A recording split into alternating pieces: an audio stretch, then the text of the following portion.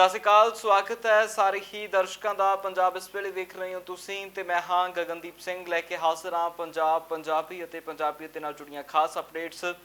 ਸਭ ਤੋਂ ਪਹਿਲਾਂ ਸਿੱਧਾ ਰੁਖ ਕਿਸਾਨੀ ਅੰਦੋਲਨ ਦੇ ਵੱਲ ਕਰਾਂਗੇ। ਕਿਸਾਨ ਜਥੇਬੰਦੀਆਂ ਅਤੇ ਸਰਕਾਰ ਦੇ ਵਿਚਕਾਰ ਹਜੇ ਤੱਕ ਰੇੜਕਾ ਬਰਕਰਾਰ ਹੈ ਤੇ ਉਧਰ ਅੱਜ ਦੇ ਵਿਧਾਨ ਸਭਾ ਸੈਸ਼ਨ ਦੀ ਜੋ ਸ਼ੁਰੂਆਤ ਹੋਣ ਜਾ ਰਹੀ ਹੈ, ਉਸ ਵਿਧਾਨ ਸਭਾ ਸੈਸ਼ਨ ਦੇ ਵਿੱਚ ਕਿਸਾਨਾਂ ਨੂੰ ਲੈ ਕੇ ਵੱਡੇ ਐਲਾਨ ਕੈਪਟਨ ਅਮਰਿੰਦਰ ਸਿੰਘ ਦੀ ਸਰਕਾਰ ਕਰ ਸਕਦੀ ਹੈ।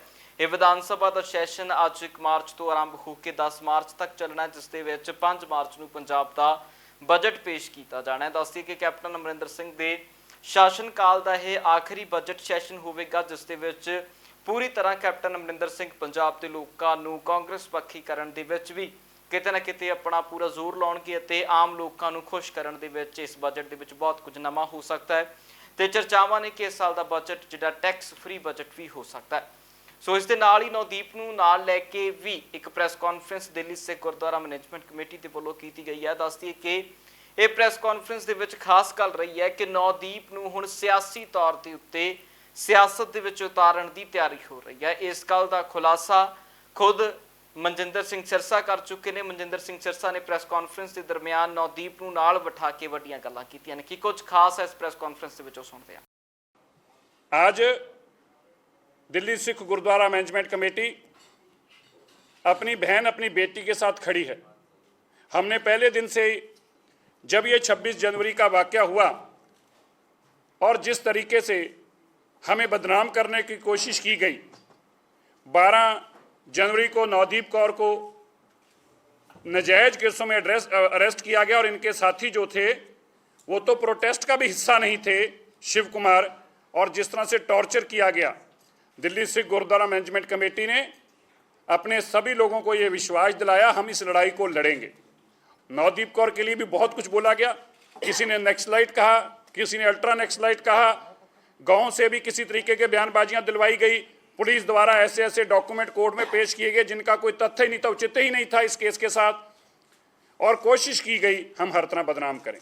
और मैं आज इस बात को कहते हुए भी कोई अतिशयोक्ति नहीं होगी कि आने वाले दिनों में, मैंने करनाल जेल के बाहर भी ये बात कही थी, आज फिर से दोहराता हूँ, आने वाले दिनों में हमारी बेटी नवदीप हमारे स्टेट की पंचायत और इस देश की पंचायत जहाँ पे आज बैठी है, इसके सामने जो पार्लियामेंट है, आने वाले दिनों में वहाँ खड़े होकर अपनी आवाज़ को बुलंद करेगी। और मैं ये भी कहना चाहता हूँ, जो लोग नवदीप आपको जातिशोधक शब्दों से बुला रहे थे, वो दिन दूर नहीं है जब वो आपको मैडम भी कहेंगे और सलूट भी करेंगे।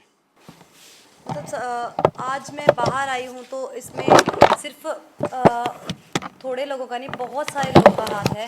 इसमें दिल्ली सिख गुरुद्वारा प्रबंधक कमेटी है, जमहिंदर सिंह सिरसा जी जिन्होंने इतना साथ दिया हमारा, और बाहर के भी लोगों ने, बाहर के देशों के जितने भी लोग हैं बाहर, जिन्होंने जाना कि ये गलत हो रहा है, उन्होंने आवाज़ उठाई, उन्हीं की वजह से आज मैं बाहर आई हूँ। इतनी जनता की सपोर्ट की वजह से आज मैं बाहर आई हूँ। मैं ये भी बोलना चाहती हूँ, जो किसानों के खिलाफ काले कानून आए हैं, जो लेबर कोड लाए गए हैं, जो मजदूरों के खिलाफ काले कानून आए हैं, उनको रद्द किया जाए। जब तक ये कानून रद्द नहीं होते तब तक हम लोग सिंधु बॉर्डर पे या टिकरी बॉर्डर पे हम लोग बार बार जाते रहेंगे और मैं वहीं पे रहूँगी। जो आज मुझे लग रहा है कि जो काम करना चाहिए वो हमेशा करती रहूँगी। भगत सिंह ने भी ये काम किया था और भगत सिंह के टाइम उनको आतंकवादी बोला गया था। आज चाहे कोई भी मुझे गलत बोले या कुछ भी बोले, लेकिन हम लोग आम जनता की आवाज़ ज़रूर बनते रहेंगे। उधर ਅੱਜ ਦੇ ਵਿਧਾਨ ਸਭਾ ਇਜਲਾਸ ਦੇ ਦੌਰਾਨ ਵਿਧਾਨ ਸਭਾ ਦਾ ਘਿਰਾਓ ਅਕਾਲੀ ਦਲ ਦੇ ਵੱਲੋਂ ਕੀਤਾ ਜਾਣਾ, ਜਿਸ ਦੀ ਕਾਲ ਬੀਤੇ ਦਿਨਾਂ ਅਕਾਲੀ ਦਲ ਦੇ ਵੱਲੋਂ ਦਿੱਤੀ ਗਈ ਸੀ। ਇਸ ਦੇ ਚੱਲਦਿਆਂ ਚੰਡੀਗੜ੍ਹ ਦੇ 25 ਸੈਕਟਰ ਦੇ ਵਿੱਚ ਇੱਕ ਵੱਡਾ ਇਕੱਠ ਕਰਨ ਦੀ ਤਿਆਰੀ ਦੇ ਵਿੱਚ ਨਜ਼ਰ ਆ ਰਿਹਾ ਹੈ। ਅਕਾਲੀ ਦਲ ਦੇ ਇਸ ਇਕੱਠ ਦਾ ਰੂਪ ਰੈਲੀ ਦਾ ਵੀ ਹੋ ਸਕਦਾ ਹੈ ਤੇ ਇਸ ਰੈਲੀ ਨੂੰ ਵਿਧਾਨ ਸਭਾ ਦੇ ਵੱਲ ਲੈ ਕੇ ਜਾ ਸਕਦਾ ਹੈ ਅਕਾਲੀ ਦਲ, ਤੇ ਇਸ ਦੀਆਂ ਤਿਆਰੀਆਂ ਦੀਆਂ ਤਸਵੀਰਾਂ ਤੁਸੀਂ ਵੇਖ ਰਹੇ ਹੋ। ਇਸ ਨੂੰ ਲੈ ਕੇ ਖੁਦ ਦਲਜੀਤ ਸਿੰਘ ਚੀਮਾ ਨੇ ਬਿਆਨ ਦਿੱਤਾ ਹੈ। ਦਲਜੀਤ ਸਿੰਘ ਚੀਮਾ ਨੇ कैप्टन अमरिंदर सिंह की सरकार के उत्ते गंभीर इल्जाम लाए ने। अज 4 साल हो गए, 4 साल बीतण तो बाद अखीरला बजट कल नूं पेश 5 तरीक नूं पेश करना है। कल सैशन शुरू हो रहा कांग्रेस पार्टी ने। अज हालात की है कि उन्हां वादियां दी पूर्ति हुई कि नहीं हुई। 4 साल हो गए, वो वादे खोखले निकले, केवल लारे निकले, सौहां झूठियां निकलियां ते अज पंजाब जवाब मंगदा है।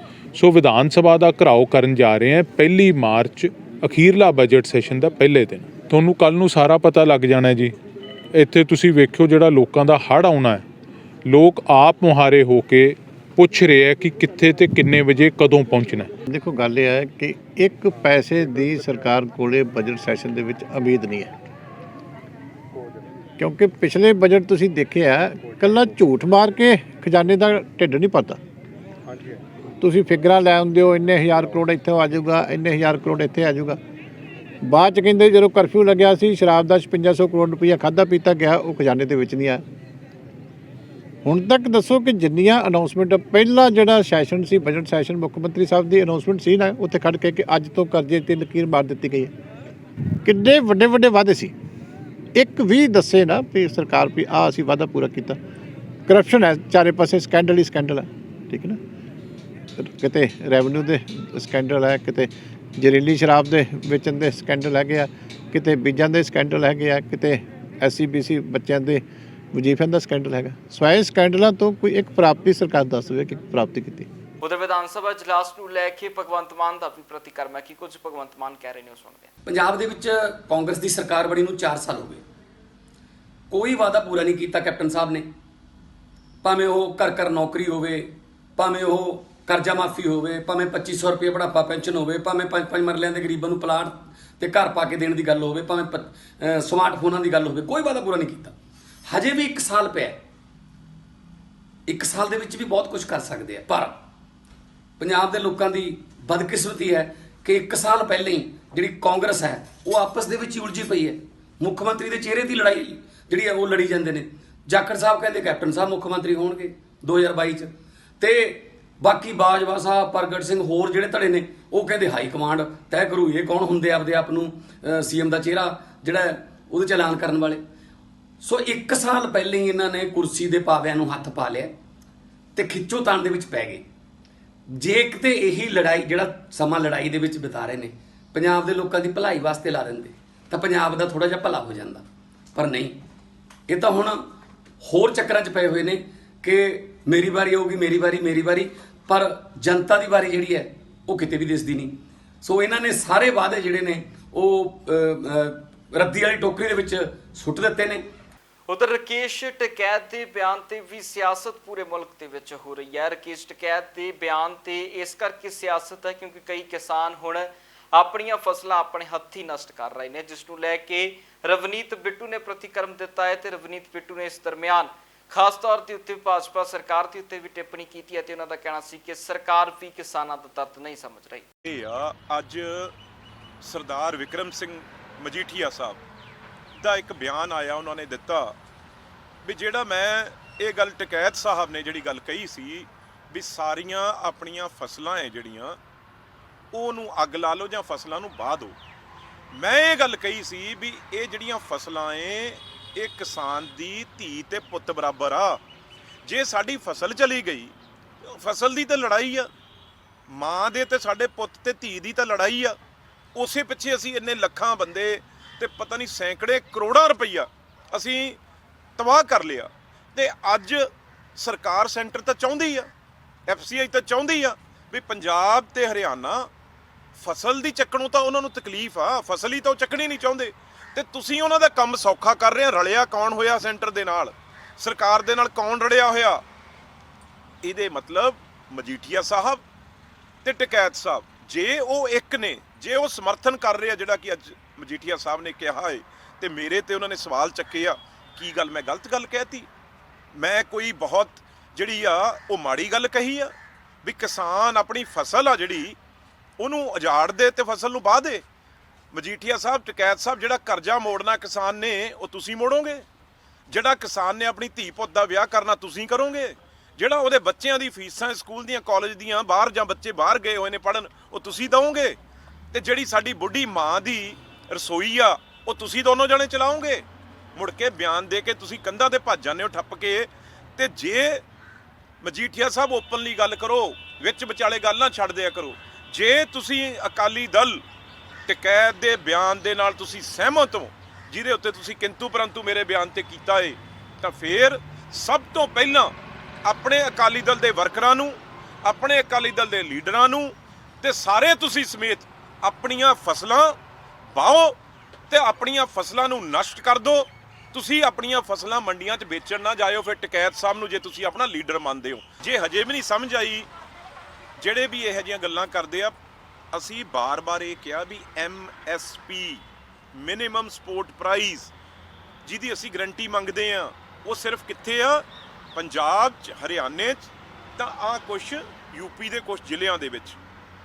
ਤੇ ਜਿੱਥੇ ਵੀ MSP ਨਹੀਂ ਗੀ, ਚਾਹੇ ਉਹ ਰਾਜਸਥਾਨ ਆ, ਚਾਹੇ ਉਹ ਮੱਧ ਪ੍ਰਦੇਸ਼ ਆ, ਚਾਹੇ ਬਾਕੀ ਯੂਪੀ ਦੇ ਹਿੱਸੇ ਆ, ਉਹ ਸਾਰੀ ਫਸਲ ਉਹ ਕਿਸਾਨ ਵਿਚਾਰਾ, ਗਰੀਬ ਵਿਚਾਰਾ ਜਿਹਨੂੰ 1000-1100 ਰੁਪਈਆ ਵੀ ਨਹੀਂ ਮਿਲਦਾ, ਉਹ ਵਿਚਾਰਾ ਲਿਆ ਕੇ ਪੰਜਾਬ ਤੇ ਹਰਿਆਣੇ ਦੀ ਮੰਡੀਆਂ 'ਚ ਫਸਲ ਵੇਚਦਾ ਵੀ ਮੈਨੂੰ MSP ਮਿਲ ਜੇ।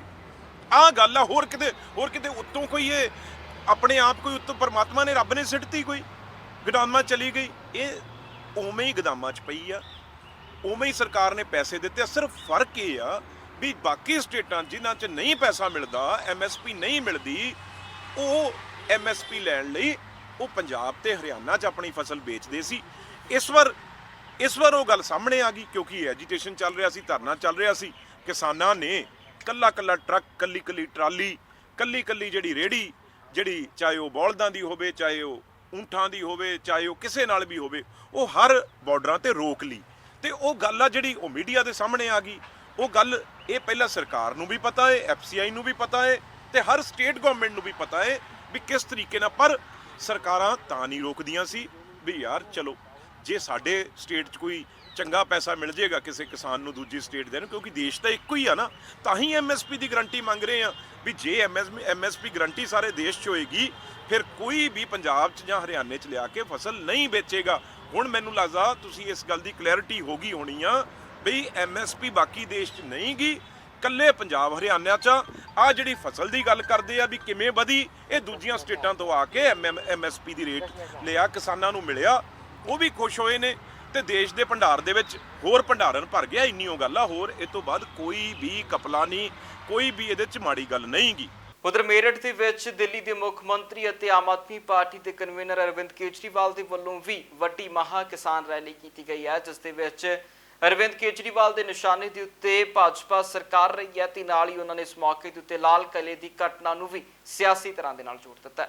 आज पूरे देश के अंदर जिस तरह से किसानों पे ये सरकार अत्याचार कर रही है, पानी की बौछारें बरसाई जा रही हैं, वाटर कैनन छोड़े जा रहे हैं, लाठियां बरसाई जा रही हैं, कीलें ठोकी जा रही हैं। ये दुश्मन है क्या हमारे देश के? ये किसान है हमारे देश के दुश्मन है? ऐसे तो कोई दुश्मन के साथ नहीं करता। ऐसे तो अंग्रेजों ने नहीं करा था हमारे किसानों के साथ। जब अंग्रेज थे, अंग्रेजों ने भी इतने जुल्म नहीं करे थे। उठा के देख लो इतिहास के अंदर जब अंग्रेज आते थे अपना वसूल करने के लिए अपना लगान, ऐसे इतने अत्याचार तो उन्होंने अंग्रेजों ने नहीं करे थे। कीले ठोकने का काम तो अंग्रेजों ने नहीं करा था, तुमने तो अंग्रेजों को भी पीछे छोड़ दिया। और अब ये हमारे किसानों पे झूठे मुकदमे कर रहे हैं। ये लाल किले का पूरा कांड इन्होंने खुद कराया कि नहीं कराया है? ਉਧਰ ਮੱਧ ਪ੍ਰਦੇਸ਼ ਦੇ ਮੁੱਖ ਮੰਤਰੀ ਦੇ ਵੱਲੋਂ ਪੱਛਮੀ ਬੰਗਾਲ ਦੇ ਵਿੱਚ ਆਉਣ ਵਾਲੀਆਂ ਚੋਣਾਂ ਤੋਂ ਪਹਿਲਾਂ ਵੱਡਾ ਬਿਆਨ ਦਿੱਤਾ ਗਿਆ ਹੈ। ਦੱਸਦੀ ਹੈ ਕਿ ਮੱਧ ਪ੍ਰਦੇਸ਼ ਦੇ ਮੁੱਖ ਮੰਤਰੀ ਸ਼ਿਵਰਾਜ ਚੌਹਾਨ ਭਾਜਪਾ ਦੇ ਵੱਲੋਂ ਮੁੱਖ ਮੰਤਰੀ ਨੇ ਤੇ ਉਹਨਾਂ ਦੇ ਵੱਲੋਂ ਇਹ ਬਿਆਨ ਦਿੱਤਾ ਗਿਆ ਹੈ ਕਿ ਤ੍ਰਿਣਮੂਲ ਕਾਂਗਰਸ ਭਾਵ ਕਿ ਮਮਤਾ ਬੈਨਰਜੀ ਦੀ ਸਰਕਾਰ ਇਸ ਵਾਰ ਪੱਛਮੀ ਬੰਗਾਲ 'ਚ ਨਹੀਂ ਬਣੇਗੀ, ਬਲਕਿ भाजपा बड़ी गिनती दे विच जित हासिल करेगा। जहां तक चुनाव का सवाल है, पश्चिम बंगाल में परिवर्तन की लहर चल रही है। टीएमसी की हिंसा, भ्रष्टाचार, कटमनी, अत्याचार, अन्याय और विशेषकर केंद्र की योजनाओं का लाभ नहीं दिया। ममता दीदी से हम पूछना चाहते हैं, अगर प्रधानमंत्री किसान सम्मान निधि के किसान भाई बहनों को 6,000 मिल जाते तो ममता दीदी का क्या बिगड़ जाता? आयुष्मान भारत योजना का लाभ नहीं मिलने दिया ममता दीदी ने। यहाँ के गरीब भाई और बहनों को राशन का पैसा भी राशन जो गरीब जनता के लिए आता है वो राशन भी टीएमसी के लोग हड़प कर जाते हैं। आपदा के लिए तिरपाल आए तो तिरपाल खा जाते हैं। चारों तरफ भ्रष्टाचार का बोल बोला है और पूरे बंगाल को, जो वास्तव में सबसे पवित्र भूमि है हमारे देश की, यहाँ चिंतक, विचारक, दार्शनिक, क्रांतिवीर इस पश्चिम बंगाल की धरती पर जितने हुए, इस धरती के प्रति हृदय श्रद्धा से सचमुच में भर जाता है, लेकिन उसको हिंसा की आग में झोंक दिया है टीएमसी ने।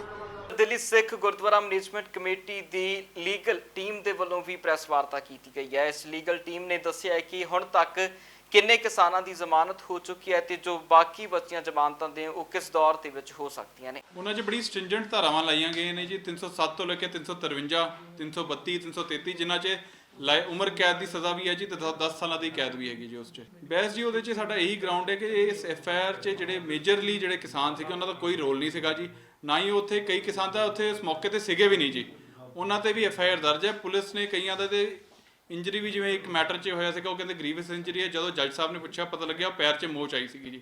ਫਿਰ ਵੀ ਇੰਨੀ ਸਟ੍ਰਿੰਜੈਂਟ ਧਾਰਾਵਾਂ ਲਾਈਆਂ ਗਈਆਂ ਨੇ ਜੀ। ਨਾਲੇ ਇਹ ਜੇਸੀ 'ਚ ਹੈਗੇ ਨੇ, ਇਨਵੈਸਟੀਗੇਸ਼ਨ ਵੀ ਆਲਮੋਸਟ ਇਹਦੇ 'ਚ ਡਨ ਹੈ ਤੇ ਉਸ ਬੇਸਿਸ ਤੇ ਬੇਲ ਅਲਾਓ ਹੋ ਰਹੀ ਹੈ ਜੀ। ਸਾਡੀ 30 ਜਨਵਰੀ ਤੱਕ 122 ਲੋਕਾਂ ਦੀ ਅਰੈਸਟ ਹੋਈ ਸੀਗੀ। ਉਸ ਦੇ ਵਿੱਚੋਂ 2 ਜਣਿਆਂ ਨੂੰ ਉਹਨਾਂ ਨੇ ਬਾਉਂਡ ਕਰਕੇ ਛੱਡ ਦਿੱਤਾ ਸੀਗਾ ਤੇ ਉਹਦੇ ਬਾਅਦ ਅਸੀਂ ਹੁਣ ਤੱਕ 90 ਲੋਕਾਂ ਦੀ ਜ਼ਮਾਨਤਾਂ ਕਰਾ ਚੁੱਕੇ ਹਾਂ ਤੇ 90 ਦੇ ਵਿੱਚੋਂ 80 ਕੱਲ ਤੱਕ ਬਾਹਰ ਆ ਗਏ ਸੀਗੇ। ਬਾਕੀ 9 ਜਣੇ ਜਿਹੜੇ ਨੇ ਉਹ ਅੱਜ ਬਾਹਰ ਆ ਜਾਣ। ਨਹੀਂ, ਬੇਲ ਐਪਲੀਕੇਸ਼ਨ ਅਸੀਂ ਸਾਰਿਆਂ ਦੀ ਲਾਵਾਂਗੇ। ਹੁਣ ਜਿਹੜੇ ਰਹਿ ਗਏ ਨੇ ਉਹਦੇ ਵਿੱਚੋਂ ਮੈਕਸਿਮਮ ਜਿਹੜੇ ਨੇ ਉਹ ਪੁਲਿਸ ਰਿਮਾਂਡ ਦੇ ਵਿੱਚ ਨੇ। जब तक पुलिस रिमांड से होंगे उन्होंने जमानत नहीं ला सकते। क्या जो लोग बाहर आ रहे हैं छूट के, क्या वो कोई शिकायत कर रहे हैं कि दिल्ली पुलिस ने उनके साथ गलत व्यवहार किया या कुछ लोगों की शिकायत है। ਅਸੀਂ ਉਹਨਾਂ ਨੂੰ ਕਿਹਾ ਹੈ ਕਿ ਤੁਸੀਂ ਸਾਡੇ ਕੋਲੇ ਆਓ, ਸਾਨੂੰ ਦੱਸੋ ਜਿਹਨਾਂ ਦੀ ਵੀ ਸ਼ਿਕਾਇਤ ਜਿਸ ਤਰ੍ਹਾਂ ਦੀ ਵੀ ਹੋਏਗੀ, ਅਸੀਂ ਉਸ ਹਿਸਾਬ ਨਾਲ ਉਹਨਾਂ ਨੂੰ ਅਥਾਰਟੀਜ਼ ਦੀ ਨੌਲੇਜ ਦੇ ਵਿੱਚ ਲੈ ਕੇ ਆਵਾਂਗੇ ਤਾਂ ਜੋ ਕਿ ਉਹ ਉਸ ਹਿਸਾਬ ਦਾ ਉਹਦਾ ਨਿਪਟਾਰਾ ਕਰ ਸਕਣ। ਅਸੀਂ ਟਿਕਰੀ ਬਾਰਡਰ ਤੇ ਆਏ ਸੀ ਜੀ 25 ਜਨਵਰੀ ਤੋਂ ਤੇ 25 ਜਨਵਰੀ ਤੋਂ 29 ਜਨਵਰੀ ਨੂੰ ਸਾਨੂੰ ਚੱਕਿਆ ਗਿਆ ਜੀ। ਤੇ ਕਿਹੜੇ ਥਾਣੇ ਲੈ ਜਾਇਆ ਗਿਆ ਤੁਹਾਨੂੰ ਪਹਿਲਾਂ? ਸਾਨੂੰ ਪਹਿਲਾਂ ਨਰੇਲਾ ਥਾਣੇ ਲਿਜਾਇਆ ਗਿਆ ਜੀ। ਉਦੋਂ ਬਾਅਦ ਫਿਰ ਸਾਡੇ ਤੇ ਪਰਚਾ ਬਣਾਇਆ ਗਿਆ ਜੀ। ਪਰਚੇ ਤੋਂ ਬਾਅਦ ਸਾਡੀ ਡਾਕਟਰੀ ਹੋਈ ਜੀ। 30 ਤਰੀਕ ਨੂੰ ਜੀ ਸਾਨੂੰ ਦਿਹਾੜ ਜੇਲ੍ਹ 'ਚ ਲਿਜਾਇਆ ਗਿਆ ਜੀ ਤੇ ਉੱਥੇ ਰੱਖਿਆ ਗਿਆ ਜੀ। ਤੇ ਘਰ ਵਾਲਿਆਂ ਨੂੰ ਕਿਵੇਂ ਪਤਾ ਲੱਗਾ? ਘਰ ਵਾਲਿਆਂ ਨੂੰ ਅਸੀਂ ਨੇ 1 ਤਰੀਕ ਨੂੰ ਤੇ ਉੱਥੇ ਕਹਿ ਕੇ ਫੋਨ ਕਰਿਆ ਜੀ, ਪੁੱਛ ਕੇ ਉਹਨਾਂ ਨੂੰ ਫੋਨ ਕਰਵਾਇਆ ਗਿਆ ਜੇਲ੍ਹ 'ਚ ਸਾਨੂੰ। ਫਿਰ ਮੈਸੇਜ ਹੋਇਆ ਜੀ ਘਰ ਵਿੱਚ 307 ਜੀ, ਕਈ ਬਾਲੀਆਂ 12-13 ਧਾਰਾਂ ਲੱਗੀਆਂ ਹੋਈਆਂ ਤੇ ਜੇਲ੍ਹ 'ਚ ਤਾਂ ਸਾਡੇ ਨਾਲ ਕੋਈ ਬੇਸ਼ੁਕੀ ਗੱਲ ਨਹੀਂ ਕੀਤੀ ਗਈ ਜੀ ਤੇ ਬਹੁਤ ਵਧੀਆ ਉਹ ਕਰਿਆ ਗਿਆ ਜੀ। ਤੇ ਜੇਲ੍ਹ ਵਿੱਚ ਸਾਡੇ 22 ਲੋਕ ਸੀ ਜੀ ਤੇ ਹਰ ਜੇਲ੍ਹ 'ਚ 9 ਨੰਬਰ ਜੇਲ੍ਹ ਜੀ, ਉੱਥੇ 22 ਸੀ ਜੀ। ਬਾਕੀ ਅਸੀਂ ਇੱਕ FRI 'ਚ 43 ਬੰਦੇ ਦੀ ਜੀ। ਉਧਰ ਦੇਸ਼ ਦੇ ਸਾਬਕਾ ਸੈਨਿਕਾਂ ਦੀ ਵੱਲੋਂ ਹੁਣ ਆਪਣੀ ਯੂਨਿਟੀ ਵਿਖਾਉਂਦਿਆਂ ਹੋਇਆਂ ਕਿਸਾਨ ਅੰਦੋਲਨ ਨੂੰ ਸਮਰਥਨ ਦਿੱਤਾ ਗਿਆ ਤੇ ਬੀਤੇ ਦਿਨਾਂ ਉਹਨਾਂ ਦੇ ਵੱਲੋਂ ਐਲਾਨ ਕੀਤਾ ਗਿਆ ਸੀ ਕਿ ਜੇਕਰ 26 ਜਨਵਰੀ ਤੱਕ ਕਿਸੇ ਤਰ੍ਹਾਂ ਵੀ ਕਿਸਾਨਾਂ ਦੀਆਂ ਮੁਸ਼ਕਲਾਂ ਦਾ ਹੱਲ ਨਹੀਂ ਨਿਕਲਦਾ ਤਾਂ ਉਹਨਾਂ ਦੇ ਵੱਲੋਂ ਆਪਣੇ ਮੈਡਲ ਅਤੇ ਸਨਮਾਨ ਵਾਪਸ ਕਰ ਦਿੱਤੇ ਜਾਣਗੇ। ਅਜਿਹੇ ਕੁਝ ਦੀ ਸ਼ੁਰੂਆਤ ਹੁਣ ਸੰਗਰੂਰ ਤੇ ਬਰਨਾਲਾ ਦੇ ਵਿੱਚ ਹੋ ਚੁੱਕੀ ਹੈ, ਜਿੱਥੇ ਕਿਸਾਨਾਂ ਦੇ ਵੱਲੋਂ ਸਮਰਥਨ ਕਿਸਾਨਾਂ ਨੂੰ ਦਿੰਦਿਆਂ ਸਾਬਕਾ ਸੈਨਿਕਾਂ ਨੇ ਮੈਡਲ ਮੋੜਨ ਦੀ ਸ਼ੁਰੂਆਤ ਕਰ ਦਿੱਤੀ ਗਈ ਹੈ। ਦੱਸਦੀ ਹੈ ਕਿ ਇਸ ਦਰਮਿਆਨ ਫੌਜੀਆਂ ਦਾ, ਇਹਨਾਂ ਸਾਬਕਾ ਫੌਜੀਆਂ ਦਾ ਕਹਿਣਾ ਸੀ ਕਿ ਪੂਰੇ ਮੁਲਕ ਦੇ ਵਿੱਚ ਅਤੇ ਪੰਜਾਬ ਤੇ ਖਾਸ ਕਰਕੇ ਸਾਬਕਾ ਸੈਨਿਕਾਂ ਦੇ ਵੱਲੋਂ 3,80,000 ਦੇ ਕਰੀਬ ਮੈਡਲ ਵਾਪਸ ਕੀਤੇ ਜਾਣਗੇ। ਕੁਝ ਦਿਨ ਪਹਿਲਾਂ ਅਸੀਂ ਬਹੁਤ ਸਾਰੇ ਸਾਬਕਾ ਸੈਨਿਕ ਟਿਕਰੀ ਬਾਰਡਰ ਤੇ ਕਿਸਾਨਾਂ ਦੀ ਮੂਵਮੈਂਟ ਨੂੰ ਸਪੋਰਟ ਕਰਨ ਗਏ ਸੀ ਔਰ ਅਸੀਂ ਬਹੁਤ ਸਾਰਾ ਸਮਾਨ ਵੀ ਲੈ ਕੇ ਗਏ ਸੀ ਉਹਨਾਂ ਦੀ ਮਦਦ ਵਾਸਤੇ ਔਰ ਆਪਣੀਆਂ ਜੇਬਾਂ ਦੇ ਮੈਡਲ ਲਾ ਕੇ ਅਸੀਂ ਕਿਸਾਨਾਂ ਦੀਆਂ ਸਾਰੀਆਂ ਸਟੇਜਾਂ ਦੇ ਉੱਤੋਂ ਐਡਰੈਸ ਕੀਤਾ ਔਰ ਉੱਥੇ ਅਸੀਂ ਐਲਾਨ ਕੀਤਾ ਸੀ ਕਿ ਜੇਕਰ 26 ਜਨਵਰੀ ਤੱਕ ਇਹ ਜਿਹੜਾ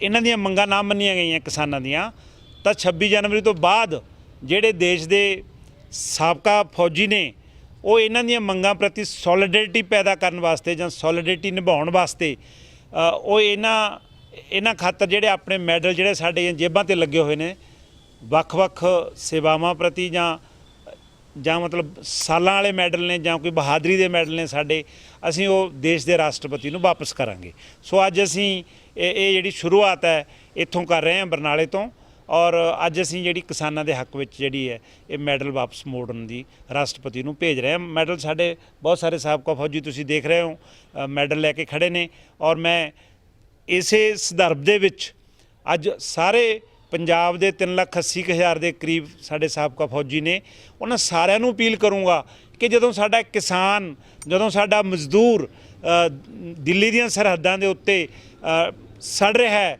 ਉਹਦੀਆਂ ਮੰਗਾਂ ਨਹੀਂ ਮੰਨੀਆਂ ਜਾ ਰਹੀਆਂ, ਤਾਂ ਅਸੀਂ ਇਹ ਮੈਡਲ ਸਾਡੀਆਂ ਜੇਬਾਂ ਤੇ ਸ਼ੋਭਦੇ ਨਹੀਂ। ਔਰ ਸਾਨੂੰ ਸਾਰਿਆਂ ਨੂੰ ਚਾਹੀਦਾ ਹੈ ਕਿ ਉਹ ਆਪਣੇ ਆਪਣੇ ਮੈਡਲ ਲਿਫਾਫਿਆਂ ਦੇ ਵਿੱਚ ਪਾਉਣ ਔਰ ਰਾਸ਼ਟਰਪਤੀ ਭਵਨ ਨਿਊ ਦਿੱਲੀ ਨੂੰ ਉਹ ਆਪਣਾ ਰੋਸ ਵਜੋਂ ਕਿ ਰਜਿਸਟਰੀ ਕਰਵਾ ਦੇਣ, ਤਾਂ ਕਿ ਰਾਸ਼ਟਰਪਤੀ ਜੀ ਨੂੰ ਇਹ ਪਤਾ ਲੱਗ ਸਕੇ, ਕਿਉਂਕਿ ਉਹ ਸਾਡੇ ਸੁਪਰੀਮ ਕਮਾਂਡਰ ਨੇ ਕਿ ਜਿਹੜਾ ਫੌਜੀ ਹੈ ਦੇਸ਼ ਦਾ, ਉਹ ਵੀ ਕਿਸਾਨਾਂ ਨਾਲ ਸਹਾਨੁਭੂਤੀ ਰੱਖਦਾ ਹੈ। ਪੰਜਾਬ ਇਸ ਵੇਲੇ ਦੇ ਵਿੱਚ ਫਿਲਹਾਲ ਲਈ ਨਹੀਂ, ਫਿਰ ਮੁੜ ਹਾਜ਼ਰ ਹੁੰਦੇ ਆ ਨਵੀਆਂ ਤੇ ਤਾਜ਼ਾ ਅਪਡੇਟਸ ਦੇ ਨਾਲ। ਤਦ ਤੱਕ ਲਈ ਮੈਨੂੰ ਦੇ ਇਜਾਜ਼ਤ, ਬਹੁਤ ਬਹੁਤ ਧੰਨਵਾਦ।